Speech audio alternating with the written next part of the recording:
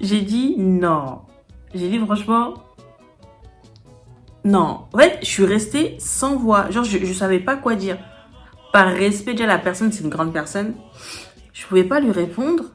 Et en même temps, je me suis dit, mais quand elle a parlé, est-ce qu'elle sait que, en fait, déjà, elle n'est pas du tout dans le besoin, dans le sens où elle meurt pas de faim, elle dort pas dans la rue, enfin. Mais là, en fait, je me dis que on est combattu des fois par les membres de notre propre famille. Quand tu fais un projet, tu vois que ton projet n'aboutit pas ou qu'il y a des freins, tout ça, tout ça. Des fois, c'est les membres de ta famille, ils veulent pas que tu avances. Ils veulent pas. C'est pour ça que les personnes qui font des sociétés, qui entreprennent, faites très attention avec qui vous allez entreprendre. Il faut faire très attention. Moi, on m'a dit oui, ton association, pourquoi tu l'as pas fait avec quelqu'un? Faut avoir des fonds et tout. Mais la vision, c'est moi. La vision, c'est moi. Je veux pas qu'une personne arrive et qu'au final, moi, lorsque je donne 100 dollars à une association ou à un orphelinat, lui, il arrive, il me dit non, vas-y, il faut donner 50 ou 60. Je veux pas de ça. Donc ça, c'est des mentalités, t'entends? Tu prends connaissance, mais tu dis, bah, c'est des gens à qui je parlerai pas de mes projets ni de mes actions. Attention, éloignement, direct. Parce que c'est des personnes qui voudront pas que tu aides les autres. Ils voudront pas, c'est de l'égoïsme. Là, en train de dire en mode donne-moi, mais ne leur donne pas à eux. Sauf que eux, ils ont vraiment rien en fait. Ils vivent dans la rue, ils ont pas de parents. Il y a des enfants carrément qui se prostituent. Mais bon, ça encore, ouais, quand je vous dis qu'il y a beaucoup de vidéos à faire. Donc, ouais, ces remarques-là, là, des membres de ta famille, des fois, ça te choque, en fait. Tu dis, waouh. Tu dis, waouh. Je préfère que tu dises rien, carrément. Dis rien, me dis même pas que ce que je fais, c'est bien, parce que j'ai pas... En vrai, c'est pas que j'ai pas besoin de l'entendre, mais c'est que j'ai pas besoin que ce soit forcé, en fait. Donc, ne me dis rien. Dis rien.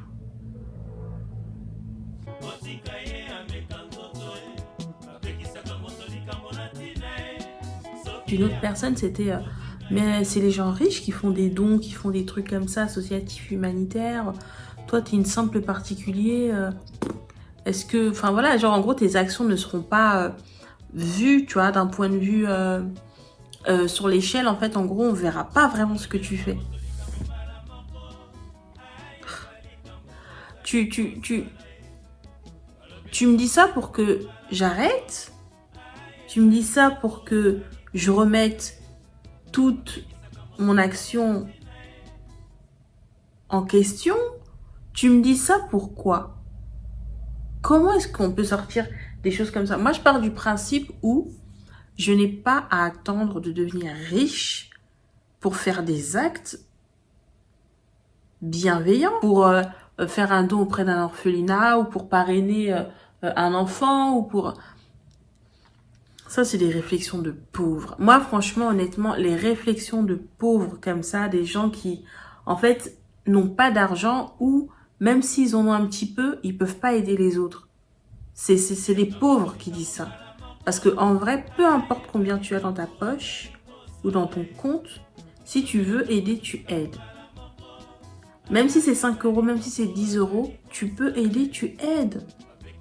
Tu vois ce que je veux dire? Encore une fois, l'association, lorsque je l'ai créée dans une vision. J'ai créé dans une vision, je l'ai pas créée pour que on sache que j'ai une association et que je fais des actes et que ceci et que cela. Non. Je l'ai créée parce que pour moi, c'est une mission que j'ai. C'est une mission, c'est quelque chose que je fais avec le cœur, avec amour. Il y a des gens qui ne le comprendront jamais et je le conçois. Par contre, dire aux personnes pourquoi tu fais ça, en mode ça sert à rien ou ça n'apporte rien. Mais toi déjà, pourquoi tu me poses cette question? Elle n'a pas de sens. Elle ne m'apporte rien à ma vie, ta question. C'est fou, hein.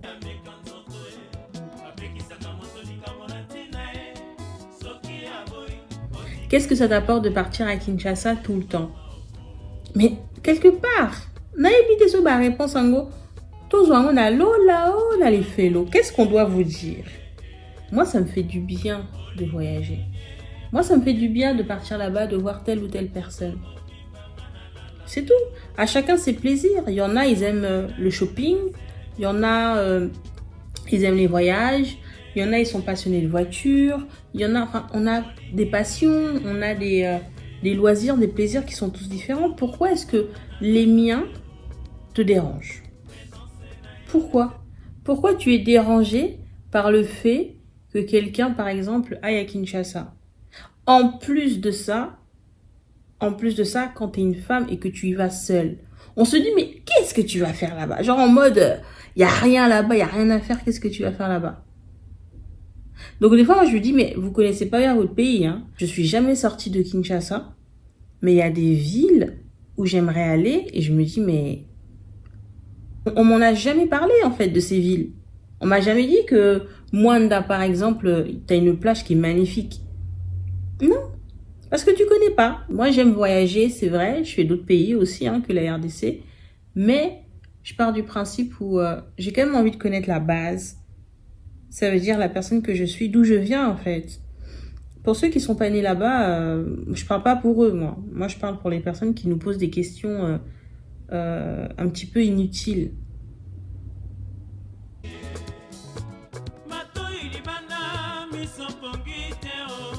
Affaire kidnapping.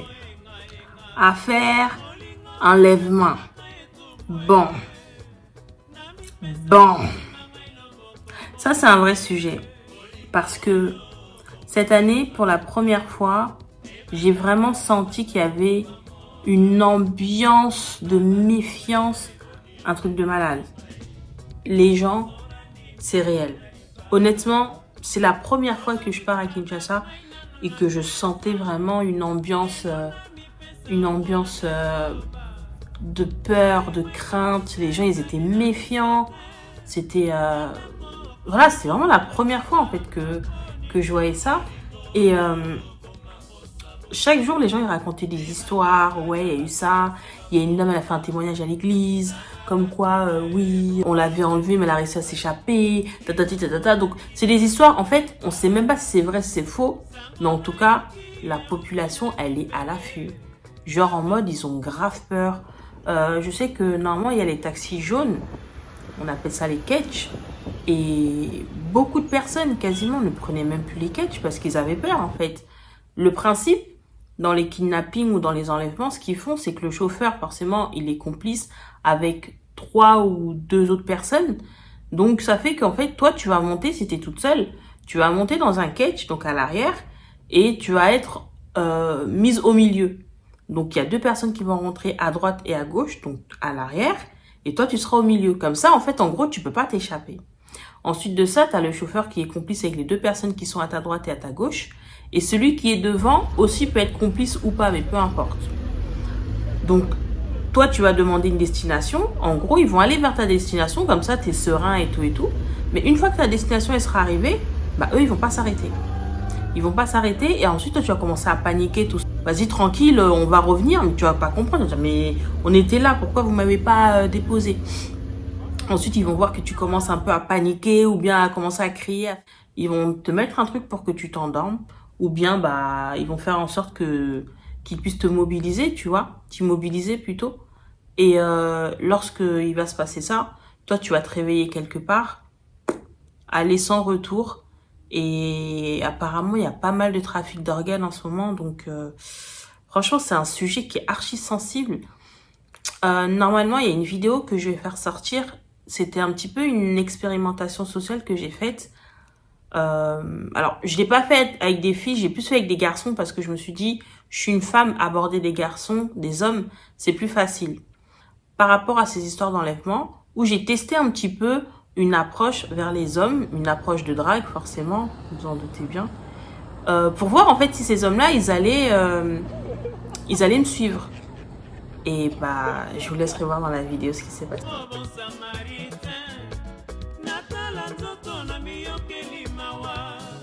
Pourquoi tu pars à Kinshasa tous les ans?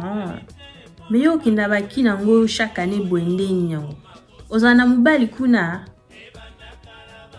Oh. Donc, pour que je retourne dans mon pays natal, il faut me trouver la raison que Nazana Mobile et Kuna. Franchement, le raisonnement, en fait, il est comment?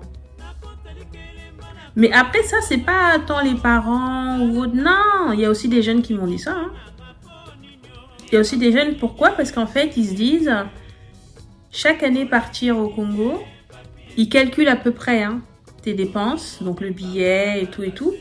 Et ils se disent que toi, là, tu peux pas toute seule faire ça. Donc forcément, c'est que tu as une aide ou que tu as quelque part où on te donne des fonds financiers pour que tu puisses aller au Congo. Il y a un moment donné, il faut se poser, il faut dire, attends, 2023, les gens travaillent, 2023, les gens épargnent, les gens économisent, les gens ont tout simplement des projets qui demandent des déplacements, qui demandent de l'apprentissage, qui demandent aussi parfois de l'éloignement. Il faut arrêter de tout le temps justifier par des pensées négatives les actions des gens en fait. Il faut arrêter de justifier ces échecs et de se dire en fait que moi j'ai pas réussi donc tu ne réussiras pas. Il y a trop de gens comme ça, ils ont pas réussi et du coup ils se disent que toi aussi tu vas pas y arriver. Ou tout simplement ils ont même pas essayé et du coup ils veulent pas que toi tu essaies. Toutes ces personnes-là qui sont négatives, toxiques, c'est des gens à éviter, ça. C'est des gens à éviter dans nos vies, franchement. Il y en a marre. Hein. So, Monique, yo makambo kokangote. Salangote, c'est tout. Fanda wanaka, c'est tout. Tu manges ta semoule et tu laisses les gens tranquilles. Mais celui qui essaye, il ne faut pas lui faire croire que ça ne va pas marcher. Parce que l'endroit où lui veut aller, toi, peut-être, t'as même pas encore eu cette idée-là, en fait. T'as ni eu l'idée, ni la pensée même de vouloir essayer. Non, mais...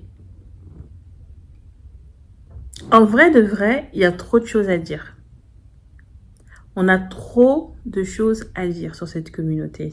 Mais je pense que je ferai aussi une vidéo où je parle du positif. Parce que du positif, il y en a aussi beaucoup. Et c'est important de faire un peu la balance entre les deux. Là, c'est beaucoup de négatifs. Il y a peut-être des choses même qui sont drôles. Mais ça doit quand même nous alerter en fait. Ça doit nous alerter en mode c'est pas normal. C'est pas normal que les gens nous disent ça, que les gens aient ce genre de pensée. C'est pas normal. C'est tout. Parce que j'avais quand même envie d'éclaircir certains points et surtout de répondre non pas aux personnes directement, mais plutôt à travers une vidéo qui va peut-être conseiller des personnes ou qui va peut-être, je sais pas, faire un petit clic dans la tête des gens en mode « Ah ouais, moi aussi on m'a déjà dit ça et tout ». Et parce que cette année, ça a été une année super spéciale où en fait, 2023, j'ai fêté les 5 ans de cette association. Une association qui a vu le jour en 2018 et lorsque j'en parlais autour de moi, alors on me disait « Oui, c'est une bonne initiative, c'est très bien si tu fais ça ». Mais je l'ai compris 5 ans, non pas 5 ans, à partir des 3-4 ans, je l'ai compris qu'effectivement, il y a beaucoup de gens qui m'avaient dit ça juste histoire de m'encourager, mais qui ne pensaient pas que j'allais arriver jusqu'aux 5 ans. Parce que lorsque j'en parle aujourd'hui, c'est du concret, c'est vraiment sérieux, il y a une institution, enfin, il y a une organisation derrière tout ça et tout. Et c'est limite si les gens ils se disent « Ah ouais, t'es encore dans ça ?» Genre en mode « Ah ouais, t'as pas lâché l'affaire ?» Bah non, en fait. Non, j'ai pas lâché l'affaire, je lâcherai pas l'affaire. C'est un projet de vie et c'est quelque chose qui me tient énormément à cœur. Donc, je conçois que ce soit pas fait pour tout le monde et heureusement, les personnes qui veulent faire ça, qui veulent se lancer, j'aime pas ce terme, mais en tout cas qui veulent investir leur temps dans l'humanitaire, si vous n'avez pas le cœur pour, ni la patience, ni l'amour, franchement, par pitié, ne le faites pas. Ne le faites pas. Parce que c'est pas un métier déjà. C'est pas quelque chose où vous allez gagner de l'argent. Au contraire, vous donnez plus que vous ne recevez. Après, on reçoit, mais de manière différente. Donc c'est pas une question d'être né forcément à Kinshasa ou quoi, c'est pour moi juste une manière de contribuer aussi quelque part à l'avancement du pays, au développement du pays. Je le sais, il y a des personnes qui sont pas du tout faites pour ça. Et j'incite en aucun cas les gens à faire ce que je fais ou pas. Mais en fait, c'est cette manière-là que les personnes ont de te dissuader de faire quelque chose. La cause, elle est bonne. L'argent, c'est pas le tien. Les efforts, ce ne sont pas les tiens. Mais tu veux quand même que cette personne n'arrive pas au bout de son projet ou n'accomplisse pas en fait ce qu'elle veut. Et c'est ce problème-là qu'on retrouve pas mal quand même dans la communauté congolaise. Je parle de cette communauté parce que c'est celle que je connais. C'est une communauté où voilà, on a quand même beaucoup de gens qui sont toxiques. Des personnes qui n'ont même pas fait la moitié des choses que toi tu as fait, mais qui critiquent. Critique.